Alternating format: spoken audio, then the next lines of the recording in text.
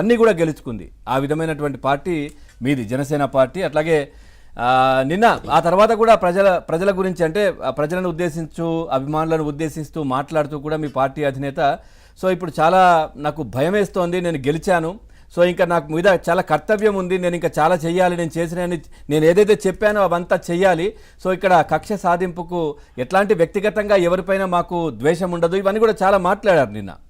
So ఏం చెప్తారంటే గతంలో కూడా 2019లో అప్పటి నుంచి కూడా 2 ప్లేస్లో అప్పుడు ఓడిపోయినా కానీ ఎక్కడ వెనకడుగు వేయకుండా ఇందాక జ్యోత్స్న గారు చెప్పినట్టుగా ఇటు ప్రజల కోసమే నెక్స్ట్ డే నుంచే ప్రజల మధ్య ఉంటూ ప్రజల కోసమే పోరాడిన వ్యక్తి. సో ఇప్పుడు ఈ విజయాన్ని మీరు కూడా ఎట్లా చూస్తారు, ఏం చెప్తారు దీనికి సంబంధించి? సార్ ముఖ్యంగా గౌరవ జగన్మోహన్ రెడ్డి గారికి ఒక విషయాన్ని కళాఖండిగా చెప్పాలండి. తాడేపల్లి గూడెం సభ సాక్షిగా 21గా అని మా మీద పడి ఏడ్చి ఈరోజు మమ్మల్ని అవమానించాం. ఈరోజు మేము 21 నుంచున్నాం, 21 గెలిచాం, 175 చోట్ల నుంచొని కనీస ప్రతిపక్ష హోదా తెచ్చుకోకుండా చంద్రబాబు గారు ఎప్పుడు ఊపే ఈ 2 వేళల్లో 2 అంటే 1+1 లాగా 11 వచ్చింది. ఇది ఎంత దారుణం! విధి అంటే అది సార్.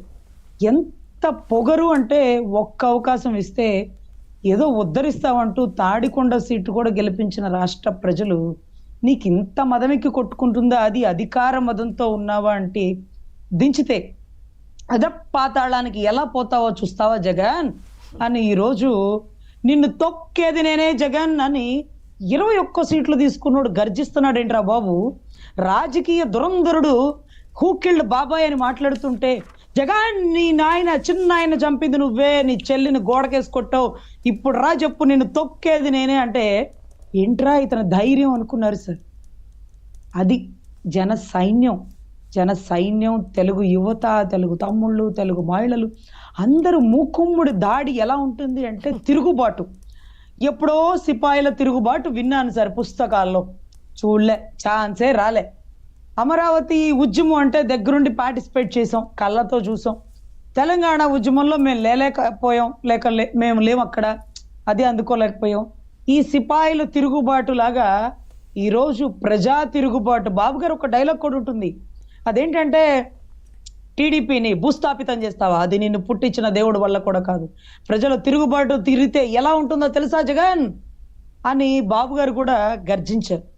ఆ గర్జన ఆంతర్యం తదాస్తు దేవతలన్న తదాస్తండి.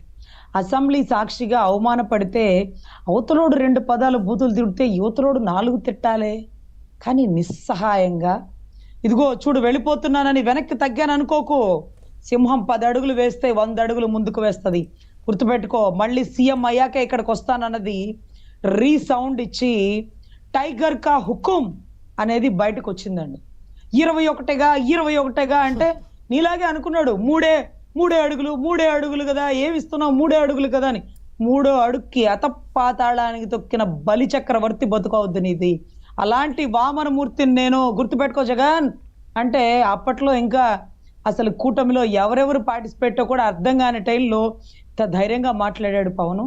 నిజంగా అంత ధైర్యం ఎక్కడి నుంచి వస్తుంది అని అక్కడ స్టేజ్ మీద ఉన్నటువంటి తెలుగుదేశం జనసేన కూడా ఏంట్రా ఈ ధైర్యం, జగన్ ఎదుర్కోవడం అంటే చిన్న విషయం కాదు కదా అంటే, నీకెందుకు భయం, నువ్వు చేస్తుంది ధర్మ పోరాటం, నీ పక్షాన 5గురున్న అవతలోడి పక్షాన 101 మంది కౌరవులు ఉన్నా సరే ఇది గౌరవ సభ కాదు కౌరవ సభ అని అసెంబ్లీ సాక్షిగా ఏదైతే చంద్రబాబు నాయుడు గారు వెళ్ళిపోయారు, ఆ తల్లి భువనేశ్వరమ్మ ఈరోజు భర్తని అరెస్ట్ అయితే రాజమండ్రి గేటు దాటి బయటికి రాక బస్సులో తిని పడుకున్న తల్లి, మాకైతే మా సీతమ్మ తల్లిని మేము చూస్తున్నట్టే ఉంది సార్. ఆ తల్లికి వచ్చిన కష్టానికే ఈరోజు జగన్మోహన్ రెడ్డికి వచ్చిన తీర్పు అనుకుంటాం సార్. ఇక మాకు తిరుమల తిరుపతి దేవస్థానం అంటే కలియుగ దైవం స్వామి వారి ప్రత్యక్ష పాదాలు ఉన్నటువంటి మహోన్నత ప్రదేశం. అది తమిళనాడుకి పోలా, తెలంగాణకి పోలా, మా ఆంధ్రాకు ఉందంటే అదే మా ఆంధ్రుల గౌరవం అనుకునేవాళ్ళం. అటువంటి దగ్గర అవమానపరిచి అక్షంతులు ఇలా విసిరి కిందకేసి పూజారిని సైతాలు అవమానపరిచినటువంటి దృశ్యాలు మాకు తెలుస్తాయి. అదే రకంగా ఇప్పటికీ రాష్ట్రానికి పట్టిన అరిష్టం జగన్మోహన్ రెడ్డి గారి గెలుపుతో పాటు ఆయన సింగిల్ గా వచ్చి పట్టు వస్త్రాలు ఇస్తాడు చూడండి. ఏమయ్యా నీ ఇంట్లో పండక్కి రాట్లా, నువ్వు ఇవ్వడానికి ఇక్కడ ఒక సిద్ధాంతాలు ఉన్నాయి. నువ్వు జీన్స్ ప్యాంట్ వేసుకొస్తే కాలర్ పట్టుకొని ఇసిరేస్తుంది. తిరుమల తిరుపతి దేవస్థానం పట్టు పంచలు పట్టు చీరలు ఏ చీర అయినా కట్టుకొని రావచ్చు, కానీ ఇక్కడ సంస్కారాన్ని పాటించాలంటారు. సింగిల్ ఎలా వచ్చు? ఆ కాలంలో రాముడి వల్లే కాలేదే, సీతమ్మ తల్లి లేకపోతే బంగారు సీతమ్మను కూర్చొని యజ్ఞం చేసిన చరిత్ర ఇది. ఈ చరిత్రలో నువ్వు ఒక్కడి వెళ్తావా? అది అరిష్టం.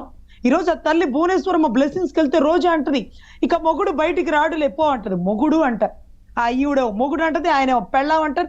వీళ్ళు ఎక్కడ చదువుకొని చచ్చారో చెప్తే అక్కడ పిల్లల్ని వేయకుండా ఉంటాం సార్. అంటే ఇప్పుడు సభ్యత లేదు, సంస్కారం లేదు.